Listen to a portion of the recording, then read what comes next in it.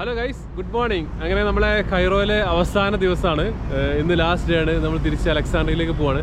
ലോക പ്രശസ്തമായിട്ടുള്ള, ലോകത്തിലെ തന്നെ ഏറ്റവും നീളം കൂടിയിട്ടുള്ള റിവറായിട്ടുള്ള നൈൽ നദി കാണാൻ വേണ്ടി വന്നാട്ടോ. പുറകിലുള്ളതാണ് നൈൽ നദി. അവസാന ദിവസമാണ് അവിടെ വരുന്നത്. ഒരുപക്ഷെ ഫസ്റ്റ് ദിവസം തന്നെ വന്നിട്ട് കാണണ്ടായിരുന്നു. നമ്മൾ പല പരിപാടികൾ ഉണ്ടായതുകൊണ്ട് ഇങ്ങനെ മാറ്റി വെച്ച് ഏതായാലും ലാസ്റ്റ് ഡേ ആണ് നൈൽ നദിയിലേക്ക് എത്തിയത്. ഒരുപാട് ചരിത്രങ്ങളാണ് നമ്മൾ വായിച്ചിട്ടുള്ള, കേട്ടിട്ടുള്ള, പഠിച്ചിട്ടുള്ള ഒരുപാട് ചരിത്രങ്ങളാണ് നൈൽ നദിയെ കുറിച്ചിട്ടുള്ളത്. ഏറ്റവും വലിയ സംസ്കാരമായിട്ടുള്ള ഈജിപ്ഷ്യൻ സംസ്കാരം ഈ ഒരു നൈൽ നദിയുമായി ബന്ധപ്പെട്ടാണുള്ളത്. അപ്പോൾ നൈൽ നദിയുടെ കൂടുതൽ കാഴ്ചകളും ഇവിടത്തേക്ക് എങ്ങനെ വരിക, ഇവിടെ എന്തൊക്കെയാണുള്ളത്, ഇവിടുത്തെ വിശേഷങ്ങൾ എന്താണ്, ചരിത്രങ്ങൾ എന്താണെന്നൊക്കെയാണ് ഇന്ന് ഞാൻ ഈ വ്ളോഗിൽ കാണിക്കുന്നത്. നൈൽ നദി, നൈലിനെ കുറിച്ച് പറയുകയാണെന്നുണ്ടെങ്കിൽ ഒരുപാട് പറയാനുണ്ട്. ആഫ്രിക്കയിലെ തന്നെ, ആഫ്രിക്കൻ ഭൂഖണ്ഡത്തിൽ ഏകദേശം 11 രാജ്യങ്ങളിലൂടെ ഒഴുകുന്ന ഈ ഒരു നദിക്ക് ലോകത്തിലെ തന്നെ ഏറ്റവും നീളം കൂടിയ നദി എന്നുള്ളൊരു അംഗീകാരം ഉണ്ട് കേട്ടോ. ഏകദേശം 6650 കിലോമീറ്ററാണ് ഈ ഒരു നൈലിൻ്റെ നീളം. ഇത് ഒഴുകിയിട്ട് 11 രാജ്യങ്ങളിലൂടെ ഒഴുകിയിട്ട് ഇത് മെഡിറ്ററേനിയൻ സീയിലേക്കാണ് ഇത് ഒഴുകിയെത്തുന്നത്. ഈ ലോകത്തിൽ നൈൽ നദിയെ പോലെ തന്നെ ഒരുപാട് പുരാതന നദികളുണ്ട്. അതൊക്കെ കാലത്തിനനുസരിച്ചിട്ട് പല ദിശകളിലേക്കും ദിശ മാറി ഒഴുകേണ്ടി വന്നിട്ടുണ്ട്. എന്നാൽ ഏകദേശം 30 ലക്ഷം വർഷമായിട്ട് ഒരേ ദിശയിൽ ഒഴുകുന്ന നദിയാണ്. ലോകത്തിലെ തന്നെ അത്ഭുതമായി നിൽക്കുന്ന ഒരു നദിയാണ് ഈ നൈൽ നദി. ഞാൻ ഈ നൈലിൻ്റെ തീരത്തൊക്കെ നിൽക്കുമ്പോൾ എനിക്ക് ഒരുപാട് ചരിത്രങ്ങൾ, ഇസ്ലാമികപരമായിട്ട് റിലേറ്റ് ചെയ്യുന്ന ഒരുപാട് നൈലിൻ്റെ ചരിത്രങ്ങൾ ഓർമ്മ വരികയാണ്.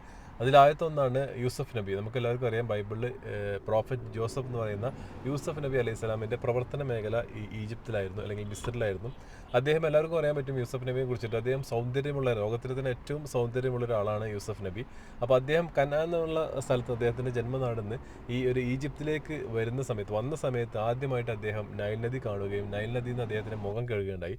ഈ മുഖം കഴുകിയ സമയത്ത് അദ്ദേഹത്തിന് ഓൾറെഡി സൗന്ദര്യമുള്ള ഒരാളാണ്. എന്നാലും ഈ ഒരു വെള്ളം എടുത്തിട്ട് മുഖം കഴുകിയപ്പോൾ അദ്ദേഹത്തിന്റെ സൗന്ദര്യം ഇരട്ടിയായി എന്നുള്ളത് ചരിത്രത്തിലൊക്കെ നമ്മൾ വായിച്ചിട്ടുണ്ടാവും. അതുപോലെ തന്നെ മറ്റൊരു ചരിത്രം ഓർമ്മ വരുന്നത് ഉമർ റളിയല്ലാഹു അൻഹു, രണ്ടാമത്തെ ഖലീഫ, ഇസ്ലാമിലെ രണ്ടാമത്തെ ഖലീഫ ആയിട്ടുള്ള ഉമർ റളിയല്ലാഹു അൻഹു നൈൽ നദിയിലേക്ക് അയച്ച ഒരു കത്താണ്. അതായത് ഒരു കത്ത് എഴുതിയിട്ട് ഒരു സമയത്ത് നൈൽ നദി വറ്റാൻ തുടങ്ങുന്ന സമയത്ത് അംർ ബിൻ ആസ് എന്നുള്ള ഈജിപ്തിലെ ഗവർണർ മുഖേന ഉമർ റളിയല്ലാഹു അൻഹു ഈ നൈൽ നദിയിലേക്ക് ഒരു കത്ത് എഴുതുകയാണ്. ആ കത്ത് ഈ നൈൽ നദിയിൽ ഇട്ടതിന് ശേഷം ഇന്ന് വരെ ഒരിക്കലും ഒഴുക്ക് നിൽക്കാതെ ആഫ്രിക്കയിലെ 11 രാജ്യങ്ങളിലൂടെ ഇങ്ങനെ ഒഴുകിക്കൊണ്ടിരിക്കുന്ന നൈൽ നദിയാണ് നമ്മൾ കാണുന്നത്.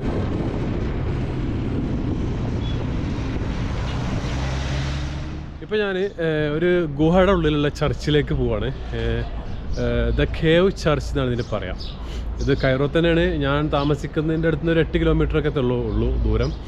പക്ഷെ അവിടെ വരുമ്പോൾ ഭയങ്കര സ്മെല്ലാണ് കേട്ടോ. അവിടെ വരികയാണെന്നുണ്ടെങ്കിൽ നമ്മളൊരു പഴയ മാർക്കറ്റിൻ്റെ ഉള്ളിൽ കൂടിയാണ് വരുന്നത്. അതും കാറാണെന്നുണ്ടെങ്കിൽ വരാൻ ഭയങ്കര ബുദ്ധിമുട്ടാണ്, ഭയങ്കര റഷാണ്. ഞാൻ ബൈക്കായതുകൊണ്ടാണ്, ഊബർ ബൈക്കാണ് ബുക്ക് ചെയ്തത്. ബൈക്കായതുകൊണ്ടാണ് ഇവിടെ പെട്ടെന്ന് തന്നെ എത്തി. പക്ഷേ വരുമ്പോൾ ഭയങ്കര സ്മെല്ലും അതുപോലെ തന്നെ കച്ചറകളൊക്കെ, വേസ്റ്റ് മാനേജ് ചെയ്യുന്ന കുറേ സ്റ്റോറുകളും മാർക്കറ്റൊക്കെ ആകെ സ്മെല്ല്. ഇവിടെ സ്മെല്ലുണ്ട് കേട്ടോ. ഇതുവരെ ബൈക്ക് വരാൻ പറ്റുള്ളൂ. ഇവിടെ നിന്നാണ് നമ്മൾ നടന്നു പോകണം. ഒരു 300 മീറ്റർ ഉണ്ട് മുകളിലേക്ക് ഗുഹയിലേക്ക്. ഇത് വലിയൊരു മലയാണ്. ഇത് മൗണ്ടൈൻ്റെ ഉള്ളിലുള്ള ഒരു ചർച്ചാണ്. ഒരുപാട് പഴയ ചർച്ചാണ്. ഭയങ്കര ഫേമസ് ആയിട്ടുള്ളൊരു സ്ഥലം തന്നെയാണ്. ഇവിടെ കൈറോയിൽ വരികയാണെന്നുണ്ടെങ്കിൽ മസ്റ്റായിട്ട് വിസിറ്റ് ചെയ്യണമെന്ന് പറയുന്ന ഒരു സ്ഥലമാണ്. പക്ഷേ ഇവിടെ ഭയങ്കര സ്മെല്ലാണ്. ഇവിടെ വരാൻ ഭയങ്കര ബുദ്ധിമുട്ടായിരിക്കും. മാസ്ക് ഒക്കെ ഇട്ടിട്ട് വേണം ഇവിടെ വരാൻ. ഇപ്പോൾ ഇവിടെ ഈ ഒരു സ്ഥലത്തും ഭയങ്കര സ്മെല്ല്. എനിവേ നമ്മളിതിൻ്റെ അകത്തേക്ക് പോവാണ്. നല്ല ബ്യൂട്ടിഫുൾ ആയിട്ടുള്ള ചർച്ചാണ്, വലിയ ചർച്ചാണെന്നൊക്കെയാണ് പറയുന്നത്. ഏതായാലും നമുക്ക് പോയേക്കാം.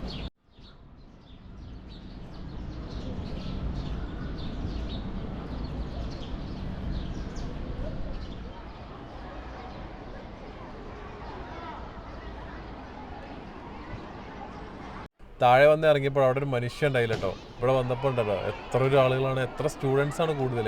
ഇപ്പോൾ വെക്കേഷനാണ് എല്ലാവർക്കും, എല്ലാ സ്റ്റുഡൻസിനും വെക്കേഷൻ ആയതുകൊണ്ട് തന്നെ സ്റ്റുഡൻസ് എവിടെ പോയാലും സ്റ്റുഡൻസാണ് കൂടുതലുള്ളത്. സ്റ്റുഡൻസ് ഒക്കെ ഒരു പിക്നിക്കിനായിട്ടാണ് ഇവിടെ വരുന്നത്. ഒരുപാട് ആക്ടിവിറ്റീസും കാര്യങ്ങളൊക്കെ ഉണ്ടായതുകൊണ്ട് തന്നെ അവർക്കൊരു എൻജോയ്മെൻ്റ് ആയിട്ടാണ് വരുന്നത്.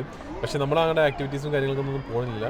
ഞാനിപ്പോൾ അതിന് സമയമില്ല എൻ്റെ അടുത്ത്, തിരിച്ച് പെട്ടെന്ന് പോകാനുണ്ട്. അതുകൊണ്ട് തന്നെ നമ്മളൊരു ചർച്ച് എക്സ്പ്ലോർ ചെയ്തിട്ട് തിരിച്ചു പോകുക എന്നുള്ളതാണ്. ഇതാണ് ചർച്ച് കേട്ടോ. അടിപൊളിയാണ്, നല്ല വൈബായിട്ടുള്ള ചർച്ച് കേട്ടോ. നല്ല കാണാൻ നല്ല ബ്യൂട്ടിഫുൾ ആണ്. ഇതിനകത്ത് നിന്ന് ആ ഒരു വഴിയിലൂടെ, കുട്ടികൾ പോകുന്ന വഴിയിലൂടെയാണ് നമ്മൾ ഇതിൻ്റെ അകത്തേക്ക്, കേവിൻ്റെ അകത്തേക്ക് പോകുന്നത്. അങ്ങനെ നമ്മൾ ഈ കേവിൻ്റെ അകത്തേക്ക് കയറിയിരിക്കുക കേട്ടോ. ഇവിടെയാണ് ഈ ചർച്ച് വരുന്നത്. ഇതിൻ്റെ ഒരു മെയിൻ സെൻറ്റർ കാണുന്നത് അതിന് താഴെയാണ്. ഈ ഒരു കേവ് ഇങ്ങനെ തുരന്നിട്ടാണ് തോന്നുന്നുണ്ട് ഇത് ഉണ്ടാക്കിയിട്ടുള്ളത് കേട്ടോ. അടിപൊളിയാണ്. മുകളിൽ നിന്ന് നോക്കുമ്പോൾ നല്ല ബ്യൂട്ടിഫുൾ ആയിരിക്കും. നമുക്ക് ഇതിനകത്തേക്ക് പോയേക്കാം.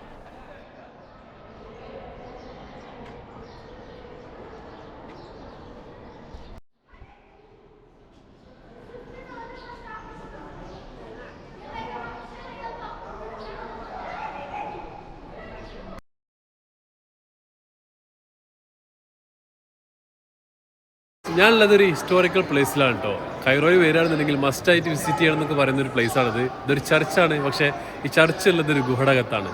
അതെ, കൈറോയിലുള്ള ദ കേവ് ചർച്ച് എന്ന് പറഞ്ഞിട്ടുള്ള ഒരു ചർച്ചിലാണ് ഞാനുള്ളത്. കൈറോയിലെ ഒരു ഹിഡൻ ജമ്മാണ് ദ കേവ് ചർച്ച് കേട്ടോ. കൈറോ സെന്ററിന് ഏകദേശം 10 കിലോമീറ്ററോളം ദൂരം ഉണ്ട് ഇവിടേക്ക്. ഇതൊരു മൗണ്ടൈനിലാണ് കേട്ടോ, ഒരു ഗുഹക്കുള്ളിലാണ് ഈ ഒരു ചർച്ച് ഉണ്ടാക്കിയുള്ളത്. ഇവിടെ ഏകദേശം 20,000 ആളുകളെ ഒരേ സമയം ഉൾക്കൊള്ളിക്കാൻ പറ്റുന്ന കപ്പാസിറ്റി ഒരു ചർച്ചിനുണ്ട്. മൊണാസ്ട്രി ഓഫ് സെയിന്റ് സൈമൺ എന്നാണ് യഥാർത്ഥത്തിലുള്ള ഒരു ചർച്ചിന്റെ പേര് കേട്ടോ. 10ാം നൂറ്റാണ്ടിലാണ് ഈ ഒരു ചർച്ച് ഉണ്ടാക്കിയെന്ന് കരുതപ്പെടുന്നു. കൈറോയുടെ സൗത്ത് ഈസ്റ്റേൺ ഏരിയയിൽ ലൊക്കേറ്റ് ചെയ്തിരിക്കുന്ന മക്കത്തൻ മൗണ്ടൈൻ എന്നുള്ള ഒരു മൗണ്ടൈനിന്റെ ഉള്ളിലാണ് ഈ ഒരു കേവും ചർച്ചും ഒക്കെ ഉള്ളത്. ഗാർബേജ് സിറ്റി എന്നുള്ള പേരും കൂടി ഇതിനുണ്ട്. തൊട്ട് ബാക്കിൽ, ചർച്ചിന്റെ തൊട്ട് ബാക്കിൽ ഒരു ചെറിയൊരു ലോക്കൽ മാർക്കറ്റ് പോലെയാണ്. അവിടെ ഭയങ്കര ഗാർബേജും മറ്റുള്ള കച്ചറകളൊക്കെ വേസ്റ്റ് മാനേജ്മെന്റ് ഒക്കെ ചെയ്യുന്നതുകൊണ്ട് തന്നെ ഭയങ്കര സ്മെല്ലാണ്. ഈ ചർച്ചിലേക്ക് എത്തിക്കഴിഞ്ഞാൽ പിന്നെ ആ സ്മെല്ലൊന്നും ഉണ്ടാവില്ല. അതൊക്കെയാണ് സീറ്റിംഗ് കപ്പാസിറ്റി ചർച്ചിന്റെ. ഇത് ഗുഹന്റെ ഉള്ളിലേക്ക് ഇങ്ങനെ ഇറങ്ങിയിരിക്കുന്ന ചർച്ച പറഞ്ഞാൽ കാണാൻ നല്ല വൈബാണ് കേട്ടോ. കൈറോയിൽ വരാൻ ഉദ്ദേശിക്കുന്നവർ ഈ ഒരു ഹിഡൻ ജമ്പ് സേവ് ചെയ്തോ ഒന്ന് എക്സ്പ്ലോർ ചെയ്തോ.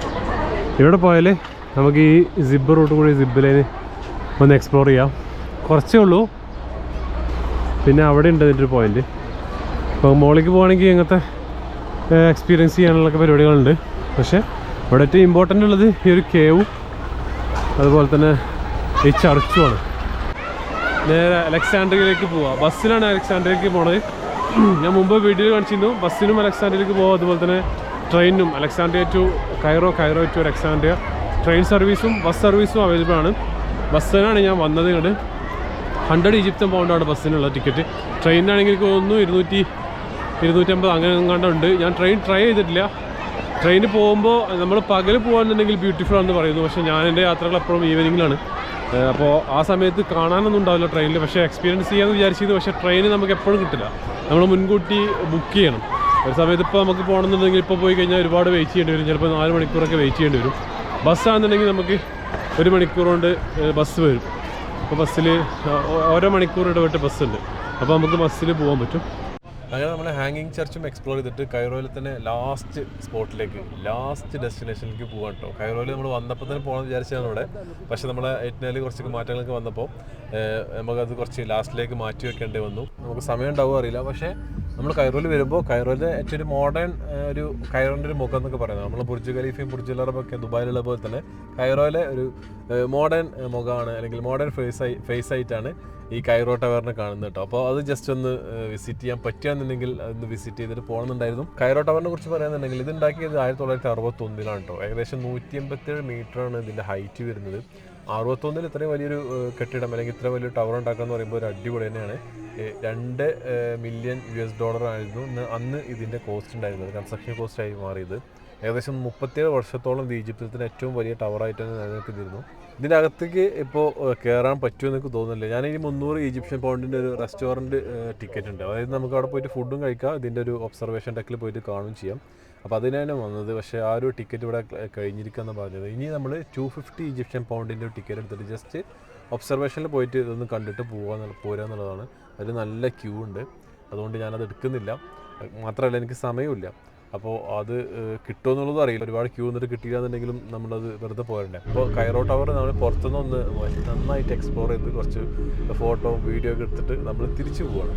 അങ്ങനെ നമ്മൾ ഈജിപ്തിലെ കറക്കൊക്കെ അവസാനിപ്പിച്ചിട്ട് ഇന്ന് തിരിച്ചു പോവുകയാണ്. ഞാൻ അലക്സാൻഡ്രിയക്ക് പോയിക്കൊണ്ടിരിക്കുകയാണ്. അലക്സാൻഡ്രിയയിൽ നിന്ന് ഞാൻ നേരെ അലക്സാൻഡ്രിയ എയർപോർട്ടിൽ നിന്നാണ് എനിക്ക് ഫ്ലൈറ്റ്. അപ്പോൾ അവിടെ നിന്ന് നമ്മൾ നേരെ തിരിച്ച് നമ്മളെ നാട്ടിലേക്ക് പോകും. അപ്പോൾ എൻ്റെ വീഡിയോ ഒക്കെ എല്ലാവർക്കും ഇഷ്ടപ്പെട്ട് വിചാരിക്കുന്ന ഒരുപാട് ആളുകൾക്ക് ഹെൽപ്ഫുൾ ആയിട്ടുണ്ടാവും എന്ന് വിചാരിക്കുകയാണ്. കാരണം ഈജിപ്തിൽ വരാനൊക്കെ ആഗ്രഹിക്കുന്ന ആളുകൾക്ക് ഒരു പക്ഷേ ഇതിൻ്റെ വ്ളോഗൊക്കെ കണ്ടിട്ടായിരിക്കാം അവരോട് വരുന്നുണ്ടാവുക. എനിവേ ഞാൻ ഒരുപാട് ഡെസ്റ്റിനേഷൻസ് പരിചയപ്പെടുത്തിയിട്ടുണ്ട്. പിന്നെ ഈജിപ്തിലേക്ക് ട്രാവൽ ചെയ്യാൻ ആഗ്രഹിക്കുന്ന കുറേ ആളുകൾക്ക് മനസ്സിൽ ചോദ്യം ഉണ്ടായിരിക്കാം, ഇവിടുത്തെ വന്നു കഴിഞ്ഞാൽ അവിടെ എക്സ്പെൻസ് എങ്ങനെയാണ്, ഇവിടുത്തെ റൂം എങ്ങനെയാണ്, ഹോട്ടൽസ് എങ്ങനെയാണെന്നൊക്കെ ഒരുപാട് കൺഫ്യൂഷൻസ് ഒക്കെ ഉണ്ടായിരിക്കാം. അതിന് വേണ്ടിയിട്ട് ഞാൻ നാട്ടിൽ അവിടെ തിരിച്ചെത്തിയിട്ട് ഞാനൊരു വീഡിയോ കൂടി ഇടുന്നുണ്ട്. ഇവിടെ എങ്ങനെയാണ് ഞാൻ വന്നത്, ഫ്ലൈറ്റ് ടിക്കറ്റ് എങ്ങനെയാണ്, ഇവിടുത്തെ ഹോട്ടൽ ചാർജ് എങ്ങനെയാണ്, ഹോസ്റ്റൽ ചാർജ് എങ്ങനെയാണ്, ഇവിടുത്തെ എക്സ്പെൻസ് ഒക്കെ എങ്ങനെയാണെന്നുള്ള കവർ ചെയ്തിട്ട് കംപ്ലീറ്റ് ട്രാവൽ ഡീറ്റെയിൽ ആയിട്ടുള്ള വീഡിയോ ഞാൻ അവിടെ എത്തിയതിന് ശേഷം ഇടുന്നതാണ്. അപ്പോൾ വീണ്ടും കാണാം. Till then take care, by.